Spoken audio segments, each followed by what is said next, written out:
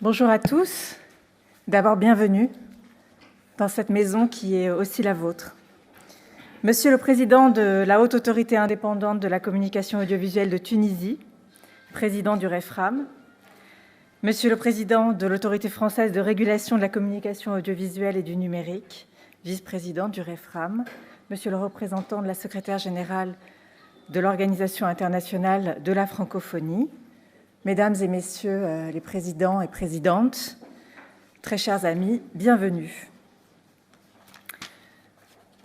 Nous sommes dans une maison, Roch-Olivier Maistre vient de le rappeler, dans une maison particulière qui est une maison des Nations Unies, où se reflète toute la diversité du monde, et une maison qui a pour charge d'être la gardienne des biens communs de l'humanité que sont l'éducation, la culture, les sciences, mais aussi l'information. Nous sommes, à ce titre, traversés comme vous par tous les grands enjeux du numérique qui touchent à tout notre mandat. Et notre rôle, et la façon dont nous le concevons ici, c'est d'être les gardiens de ces biens publics, en tenant compte de ces bouleversements et en nous projetant pour que le futur que nous souhaitons pour nos sociétés soit également organisé de sorte à répondre à ces bouleversements du numérique. L'UNESCO l'a fait, par exemple, quand il y a eu les grands bouleversements scientifiques sur les travaux sur le génome. C'est ici qu'il y a eu une grande déclaration universelle sur les génomes humains. Dans la même logique, mais adaptée au numérique, nous avons ici adopté le premier instrument normatif mondial sur l'éthique de l'intelligence artificielle, qui se penche sur des questions qui vous touchent directement aussi, la question de la transparence des algorithmes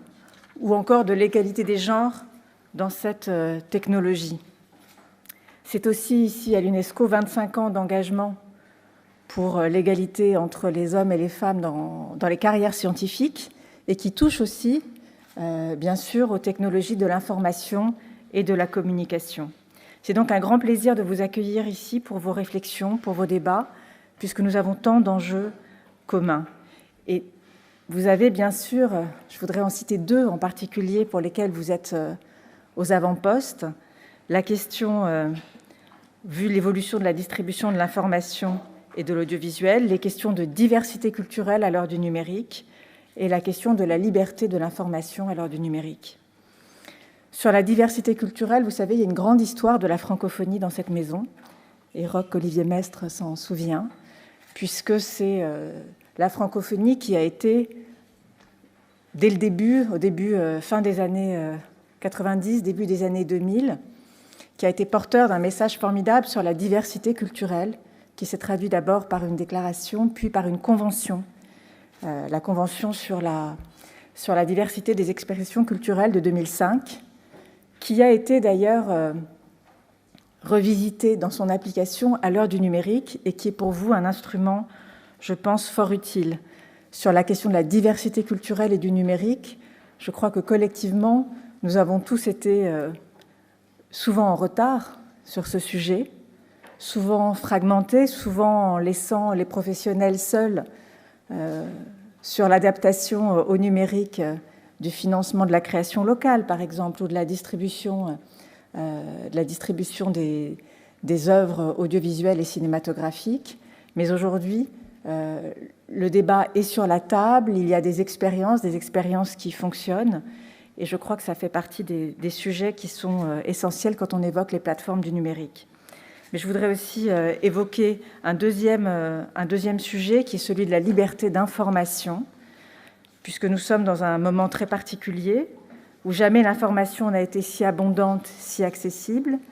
et pourtant le paysage de l'information est un paysage accidenté, segmenté, fragmenté dans des bulles qui souvent s'ignorent, et nous avons au sein même des sociétés démocratiques la base, le consensus, l'établissement des faits qui s'en trouvent fragilisés. Et si nous n'avons pas de faits, nous ne pouvons pas avoir de vérité. Je reprends les mots de Maria Ressa, prix Nobel de la paix et grande journaliste. La question de la modération des contenus sur les plateformes,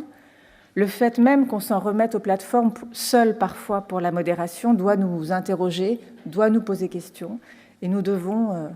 et vous êtes aux avant-gardes de cela, réinventer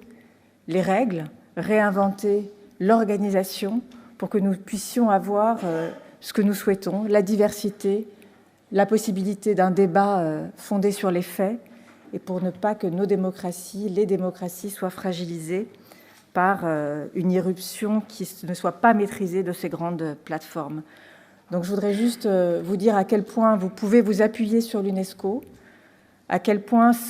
pourquoi vous, les réseaux, ce réseau francophone des autorités de régulation de l'audiovisuel, du numérique, est crucial pour nous, parce que c'est vous qui déployez à l'échelle de vos pays ces grands principes dont nous débattons ici, et vous dire que l'UNESCO est fière et heureuse de vous accueillir. Nous aurons au début de l'année 2023 ici une grande conversation et débat pour essayer de définir à l'échelle mondiale les grands principes sur la transparence, les grands principes sur l'universalité, la transparence, la modération